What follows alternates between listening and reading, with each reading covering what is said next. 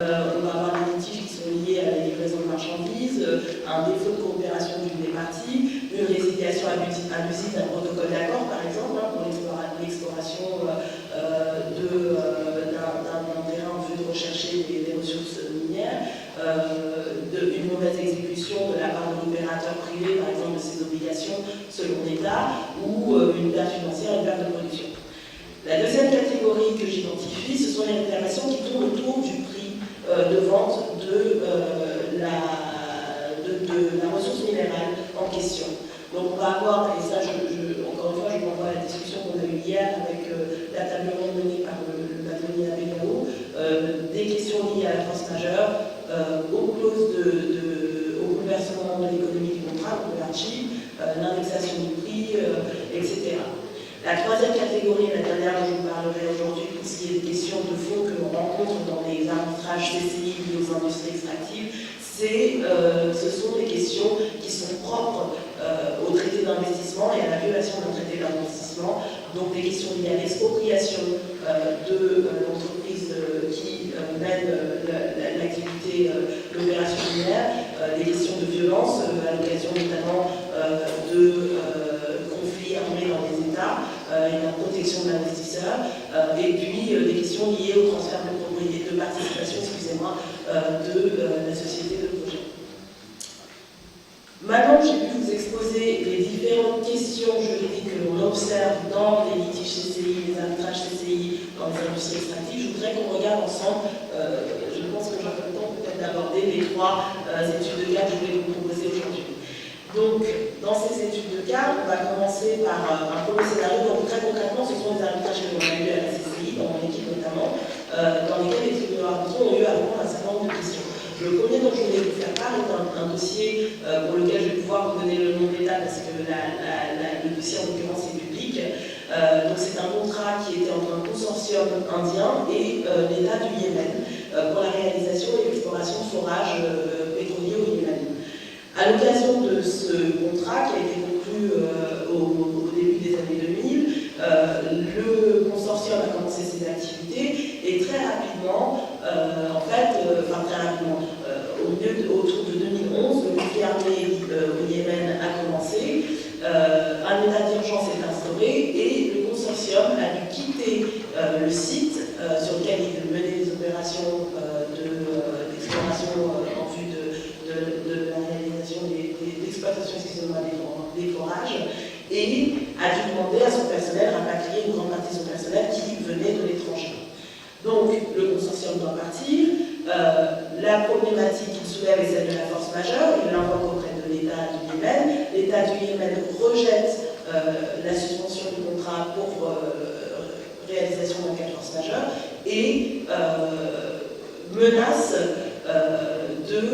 d'appeler les garanties qui avaient été postées de bonne exécution, notamment par le consortium demandeur, en arguant du fait que les conditions de la force majeure ne sont pas réunies et que donc il y a violation du contrat par le consortium. La solution qui est adoptée par le tribunal arbitral dans ce premier cas de figure que je voulais vous proposer, pour ce qui est de la force majeure, le tribunal arbitral reconnaît qu'un cas de force majeure est bien réalisé malgré les objections de l'État. Là-dessus, le tribunal arbitral décide que toutefois, il décide que le consortium, pendant la durée de la force majeure, doit continuer à exécuter ses obligations de paiement. Donc, il rejette la demande du consortium qui vise à récupérer les sommes qui ont été payées à l'État pendant la période au cours de laquelle la force majeure a été reconnue par le tribunal arbitral. Et enfin, le tribunal arbitral décide de rejeter la demande conventionnelle de l'État qui visait à dire que parce que la résiliation était fautive par le consortium, l'État avait à juste titre appelé, l'État considérait avoir à juste titre appelé les lettres de crédit qui avaient été postées pour la bonne exécution, les garanties de bonne exécution ont dû être retournées. La deuxième étude de cas que je vous propose, c'est un cas de figure, cette fois qui est en Afrique. Donc c'est un cas qu'on a eu pour l'exploitation d'un gisement de manganèse entre une entreprise privée, que je ne citerai pas le pays, et un État africain. Donc, sur ce gisement manganèse, le demandeur se voit attribuer à un marché public qu'il obtient à titre exclusif pour l'exploration, l'exploration, excusez-moi, en vue d'exploitation d'une mine de manganèse. L'État ne délivre pas au cours de la vie du contrat les autorisations nécessaires à l'exploitation du gisement et le demandeur dans ce dossier, l'exploitant, se plaint auprès du tribunal arbitral du fait que l'État a en plus conclu avec un tiers un PPP en vue, une société tierce, un PPP en violation d'une obligation d'exclusivité pour l'exploitation du même gisement de manganèse dont il est question dans le premier contrat qui fait l'objet de l'arbitrage. Dans ce cas-là, le tribunal arbitral, le demandeur saisit le tribunal arbitral pour obtenir en fait l'exécution forcée. Il faut savoir que dans les litiges extractifs qu'on voit à la CCI, souvent il y a des demandes d'exécution forcée, notamment au stade de l'exploration, excusez-moi. On voit souvent des demanderesses qui saisissent le tribunal arbitral en lui demandant de contraindre l'État à respecter le protocole d'accord en vue d'exploration et donc à mettre un terme à toute violation de ce protocole d'accord, notamment quand il y a, comme dans le cas de figure où je parle là, une conclusion d'un contrat en parallèle avec une société tierce. Donc le tribunal arbitral est saisi de la question de l'exécution forcée et, à titre subsidiaire, la partie demanderesse dans ce dossier sollicitait une réparation financière si le tribunal refusait de donner droit à sa demande d'exécution forcée. La solution qui est retenue par le tribunal dans le dossier, c'est qu'effectivement, il y a une violation contractuelle par le tribunal arbitral qui a violé l'obligation d'exclusivité en contractant un PPP. La défense qui a été soulevée par le tribunal arbitral, qui était de dire pardon, pas par le tribunal arbitral, par le défendeur, par l'État, qui était de dire qu'en fait, l'allocation d'un PPP à une société tierce résultait de la mauvaise exécution de ces obligations par la partie demanderesse. Cette défense est rejetée. Le tribunal arbitral indique, alors j'ai une minute, je vais finir sur ce point.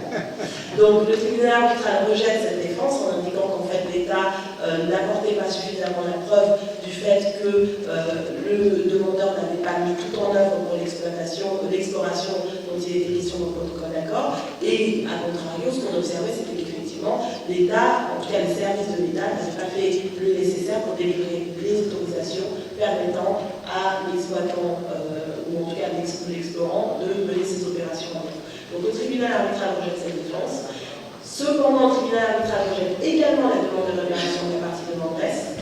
Et là, c'est ce qui est intéressant, c'est que finalement, ce demandeur qui avait effectivement un droit dans son principe qui était reconnu, n'avait pas suffisamment documenté la preuve de l'étendue de son dommage. Et donc, comme il ne démontrait pas les pertes financières, ou en tout cas la possibilité de ce gain qui était allégué, le tribunal rejette l'intégralité des demandes sur le fond. Donc, j'ai l'autorisation de parler du troisième cas de figure, c'est merveilleux. Donc, rapidement, ce troisième cas, c'est un contrat, cette fois, d'achat de gaz naturel entre une multinationale et une entreprise publique africaine. La durée du contrat initialement conclu entre les parties était d'une 12aine d'années. Et comme vous le savez peut-être, il y a quelques années, en 2010, il y a eu une crise dans le secteur du gaz.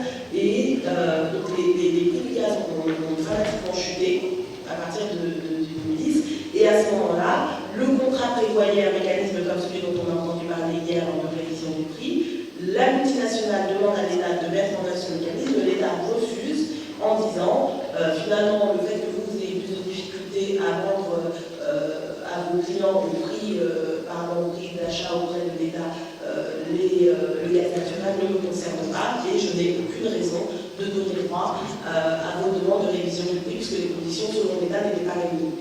Le tribunal arbitral est saisi de la question, non seulement de la révision du prix, mais aussi donc, de la formule de calcul. Donc, la première question qui se posait, c'était celle de est-ce que oui ou non il y avait un bouleversement de l'économie contractuelle. Sur cette question, le tribunal arbitral répond par l'affirmative. Et ce qui est intéressant dans l'analyse juridique du travail du tribunal, c'est que sur l'imprévisibilité, le tribunal arbitral décide qu'elle n'est pas essentielle pour qualifier le bouleversement de l'économie contractuelle. Pas besoin de démontrer que la chute des prix du gaz était imprévisible. Pour la partie de le tribunal décide que de toute façon, même si cette obligation était nécessaire, elle s'appréciait par rapport au contrat au jour de sa conclusion et non selon les conditions au jour de la réalisation du versement, donc les conditions de l'acte du versement.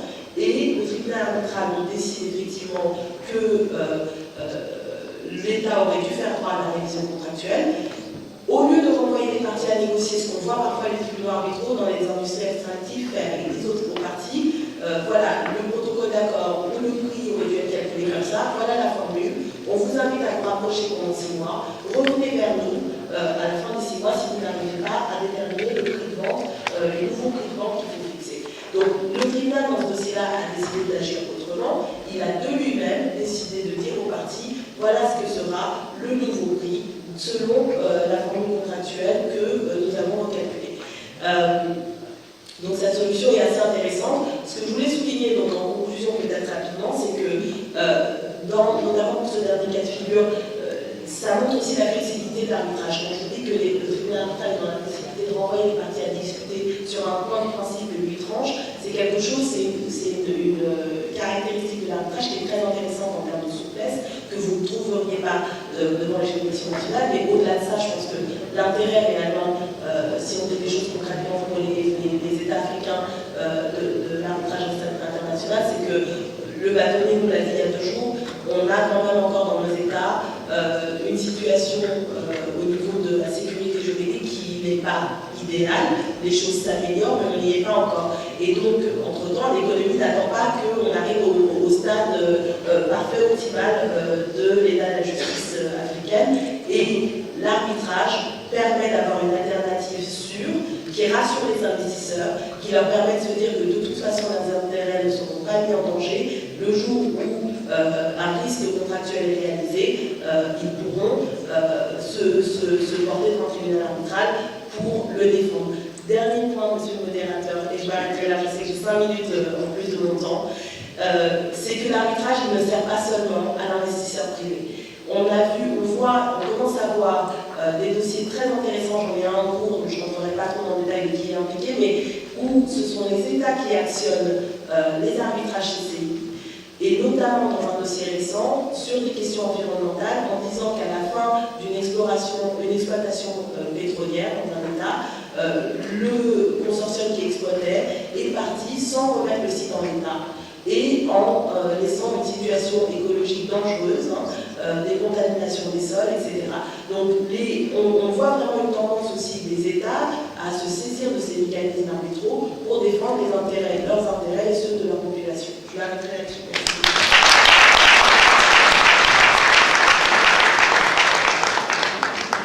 Merci, Diamanda. Je pense que j'ai bien fait de laisser exposer le 3e cas. Le modérateur est excusé. Le modérateur est flexible.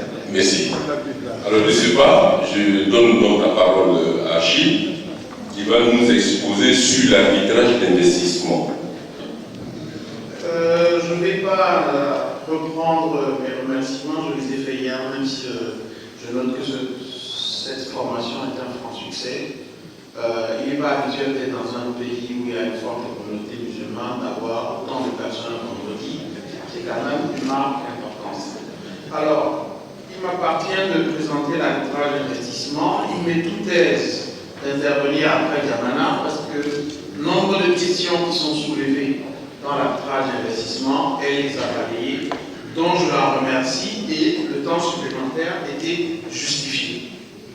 Alors, je vais vous entretenir sur l'arbitrage d'investissement sur 5 points. Une petite introduction en guise de définition. Le consentement à l'arbitrage d'investissement, puisque nous sommes dans l'espace OADA, voir comment l'offre d'arbitrage d'investissement est formulée. La question la plus controversée de l'arbitrage d'investissement, à savoir le déséquilibre entre les parties, la pluralité des recours en fait que l'État peut subir pour un même fait, sa position passive dans l'arbitrage d'investissement, et à l'inverse de Diamana, je terminerai par des statistiques qui permettront de faire quelques réflexions en guise d'épilogue. Tout d'abord, l'arbitrage d'investissement, de quoi s'agit-il?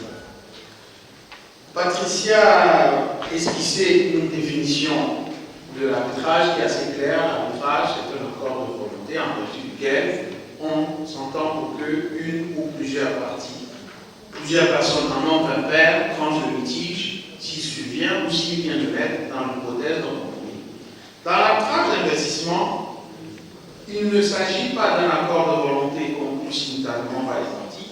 C'est une procédure d'arbitrage institutionnel ou ad hoc. Vous avez bien vu que j'ai dit CCI, la management doit être satisfaite au début, CCI, CCGA, CRT ou autres, ou ad hoc engagé sur la base non pas d'une disposition, non pas d'une clause contractuelle, mais d'une disposition incluse soit dans un traité, soit dans un texte droit interne, en vertu de laquelle l'État signataire du traité et hôte de l'investissement, avec l'État d'origine de l'investisseur, ou alors l'État hôte de l'investissement sur la base d'un texte interne code des investissements, s'engage à accepter d'aller dans une procédure d'arbitrage contre un investisseur ou une certaine catégorie de litige. Naturellement, il y a un terme qui revient à l'arbitrage d'investissement. Qu'est-ce qu'un investissement? Rien que la notion d'investissement justifierait une semaine de colloque tant elle est controversée. Donc je ne vais pas m'embarquer dans une définition classique, mais je vous donnerai quelques éléments sur la manière dont elle est appréciée. Si l'on s'en tient au fait que le CIRDI, le Centre international de règlement des différends liés aux investissements à la Banque mondiale, est l'organisme qui accueille le plus grand nombre de dossiers d'arbitrage d'investissement, ce qu'on peut dire, c'est que l'article 25 de la Convention de Washington portant création du CIRDI n'a pas donné une définition à l'investissement, a simplement posé deux conditions: être un investisseur étranger ressortissant d'un État signataire de la Convention, avoir un litige avec un État lui-même signataire de la Convention. Et à ces conditions-là doivent s'ajouter les conditions, la définition d'investissement telle que formulée par le traité sur lequel on s'appuie, ou alors la disposition du droit interne. Pendant quelque temps, il y avait une controverse sur l'idée de savoir, lorsqu'on décide d'engager un arbitrage d'investissement sur la base d'un traité ou d'une loi, est-ce qu'il faut simplement se contenter de la définition d'investissement telle qu'elle est tissée par le traité ou la loi, ou alors faire une application cumulative à la fois des critères du traité ou de la loi et des textes CIRDI. Aujourd'hui, de manière majoritaire, la jurisprudence CIRDI s'accorde pour dire qu'il faut faire une application cumulative. La question ne se poserait pas si on était dans un arbitrage CCI, parce que la CCI n'a pas comme critère de compétence l'investissement. Son seul critère, c'est l'accord de volonté en vertu duquel les parties veulent avoir un règlement arbitral de litige qui surviendrait. Alors, l'arbitrage d'investissement, il a une histoire. Il n'est pas né comme l'arbitrage contractuel qui a date de plusieurs siècles. Au contraire, l'arbitrage d'investissement, c'est une création du XXe siècle. Et l'arbitrage d'investissement est né de 2 sentences CIRDI. 2 sentences rendues en l'espace de 2 ans. La première en 88 dans une affaire africaine, l'affaire SPP contre République arabe d'Égypte, dans laquelle l'investisseur pour poursuivre l'État égyptien ne se prévalait pas d'une clause compromissoire conclue avec l'État d'Égypte, mais invoquait une disposition du droit égyptien qui indiquait qu'en cas de différend, l'investisseur peut engager une procédure arbitrale. 2 ans plus tard, cette fois-là, ce n'est qu'une affaire égyptienne, mais au moins le président du tribunal est égyptien, Ahmed El-Kocheri. La République de Sri Lanka est poursuivie sur la base d'un traité qu'elle avait signé avec notre État, en vertu duquel, pour les différends qui survenaient entre un investisseur ayant la nationalité de l'une des parties contractantes au traité avec l'autre partie, on saisirait un tribunal arbitral. Voilà les 2 décisions qui ont permis l'éclosion de l'arbitrage d'investissement.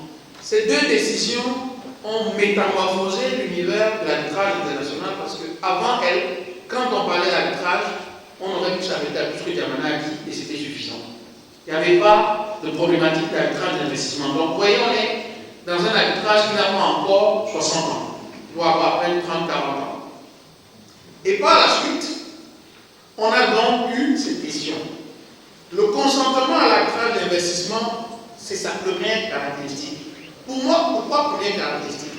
Parce que l'arbitrage, si on s'en tient au fait que d'après les conditions de droit commun, il y a la rencontre de l'offre et de la volonté, et que quand on enseigne le droit des obligations, le contrat classique qu'on vous présente est souvent à la vente, où il y a une rencontre simultanée des volontés. Ce n'est pas du tout le schéma de l'arbitrage d'investissement. Au contraire, on parle d'un consentement dissocié. Pourquoi dissocié? Dissocié d'abord dans le temps, et dissocié également entre les parties. Dissocié dans le temps parce que l'État, en signant un traité ou en adoptant une loi, n'a pas en face de lui son contracteur. L'État signe avec un autre État. Le Sénégal qui a signé un traité de protection avec la France n'avait pas prévu, il y aurait du cas dans une procédure CIRDI. C'était le Sénégal et la France qui s'engagent. Le Sénégal, qui dans son code des investissements 2004 prévoit la possibilité, n'a pas non plus prévu. Mais là, donc, il y a l'offre et l'acceptation se manifeste cette fois-ci par l'introduction d'une procédure d'arbitrage. C'est lorsque l'investisseur décide de se prévaloir de la disposition en vertu de laquelle l'État consent à être poursuivi devant une juridiction arbitrale ou un litige se rapportant à un investissement tel que défini par le texte en question, éventuellement par le CIRDI, si c'est le CIRDI qui est saisi, que se manifeste la rencontre des volontés. Donc vous voyez qu'on est là, l'État va en fait conclure un contrat avec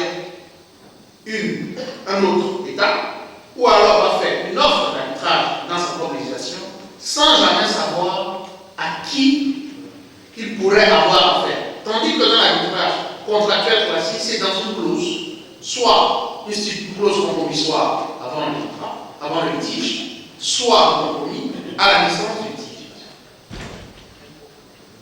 Le consentement à l'arbitrage tel qu'il apparaît dans les offres, j'ai choisi de m'y arrêter, non pas simplement parce que nous sommes au Sénégal, mais parce qu'on a eu deux décisions particulièrement intéressantes. Tout d'abord, il faut le noter, les traités d'investissement ont une rédaction plurielle comme toute convention. Et dans une affaire sénégalaise, il y avait deux investisseurs qui poursuivaient le Sénégal. La filiale qui était de droit sénégalais, qui avait une clause compromissoire, certaine, et sa maison même Milcom qui voulait se prévaloir d'un traité conclu entre le Sénégal et les Pays-Bas. Sauf que ce traité, comme classiquement c'est prévu, énonçait des définitions, au début définissait le terme ressortissant et le terme société. Mais dans la disposition relative au règlement du litige, on ne faisait qu'un peu des ressortissants.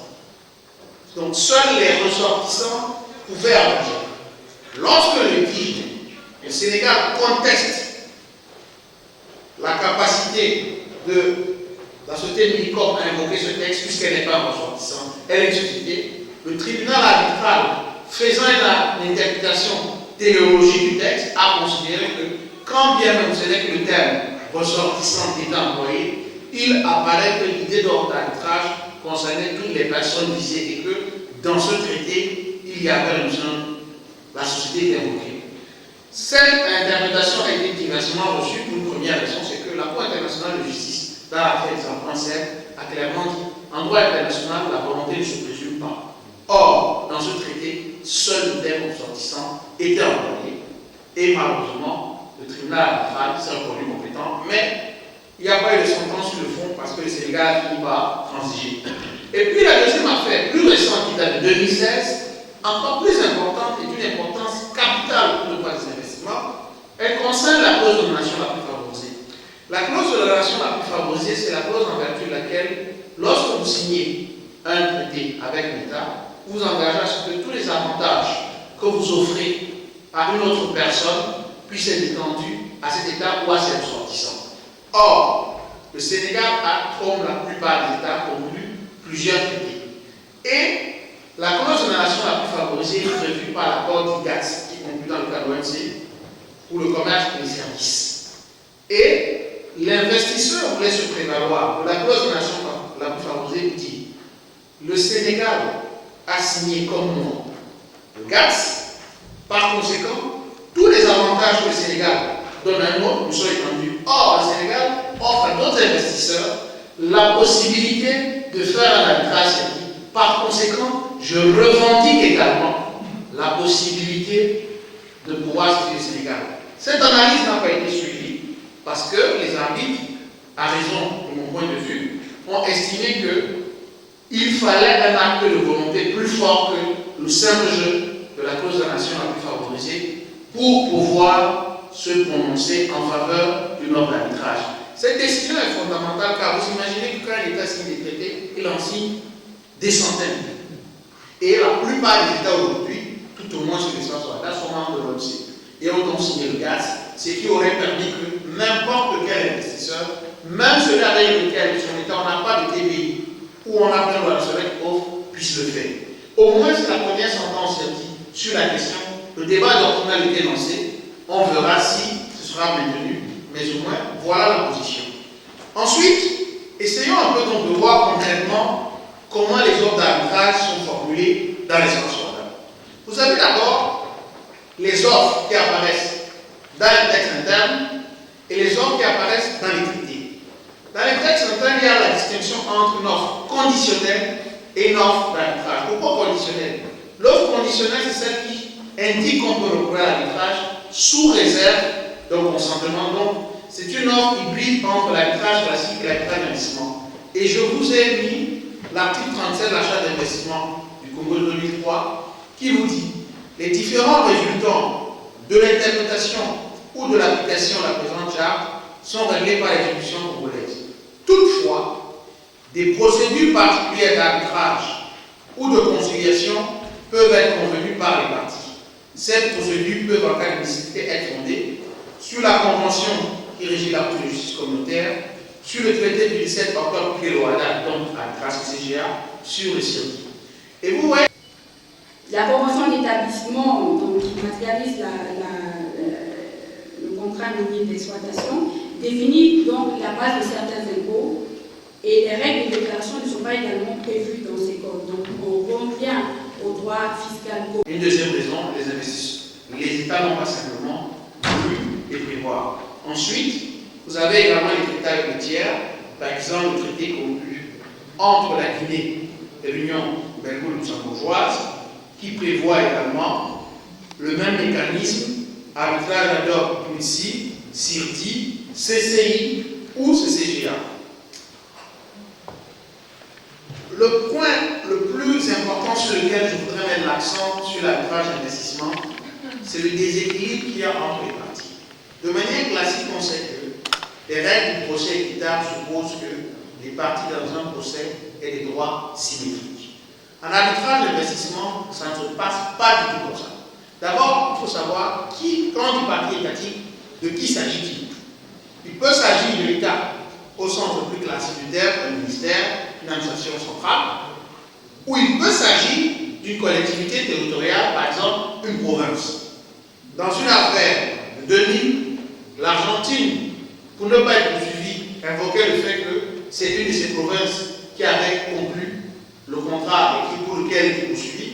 Cette argumentation a été balayée d'un revers de la main rapidement. Un an plus tard, c'est le Maroc qui, cette fois-là, était une société à capitaux publics qui avait été en litige avec les investisseurs et on considérait que c'est une émanation. Le Maroc voulait se prévaloir de la distinction parce que la société avait une personne morale distincte, parce que la société avait un patrimoine distinct, on a dit qu'elle a 100% de capitaux publics, ses dirigeants sont désignés par l'État, en conséquence, c'est une société publique. Et plus important maintenant, qui est l'investisseur? L'investisseur, ça peut prendre plusieurs figures. Rappelez-vous tout à l'heure, je vous ai dit quand on fait notre arbitrage, on ne sait pas qui va être poursuivi. Mais encore, quand on a dit un investisseur, c'est une notion plurielle. Premièrement, ça peut être une personne physique ou morale, de nationalité étrangère. Ça peut également être une personne morale de droit local, mais dont les actionnaires sont de droit étranger, donc une filiale d'un groupe comme Total ou Orange. Ça peut également être un simple actionnaire d'un investisseur étranger. Là, je vous ai par exemple une affaire dans laquelle une personne physique qui était actionnaire de la République d'une société étrangère travaillant Tchèque et a poursuivi la République tchèque séparément. Ça peut également être la société mère, et on a vu ce scénario se démultiplier en Argentine où beaucoup de sociétés mères ont poursuivi l'Argentine. La conséquence de cette démultiplication de l'investisseur, c'est un schéma qui vous amène à des actions parallèles. Et cette action parallèle est fondée sur ce qu'on a appelé la distinction Treaty Claims, Contract Claims. J'ai fait j'ai mis Investment Claims. C'est Contract Claims. Ça veut dire quoi? Vous avez la possibilité, lorsque vous avez un deal avec un État, si vous avez signé un contrat, de le poursuivre, que ce soit devant les juridictions étatiques ou l'arbitrage, sur la base d'un manquement contractuel, vous pouvez également, parallèlement, engager une action en vertu de laquelle vous le poursuivez pour une violation d'un traité. Dans l'affaire du Vendi, qui a été la première à l'occasion pour laquelle on a consacré cette distinction, il y avait un contrat entre une province argentine qui prévoyait une clause d'élection de fort devant les juridictions argentines, et il y avait un traité également qui liait l'Argentine à celui de l'État d'investisseur, l'État français. Ce qui s'est passé, c'est qu'il y a eu une action devant le juge argentin, ensuite un tribunal civil est saisi. Et pour invoquer l'incompétence du tribunal civil, bien évidemment, l'Argentine a invoqué le fait que c'était le même litige et par conséquent, on ne pouvait pas être poursuivi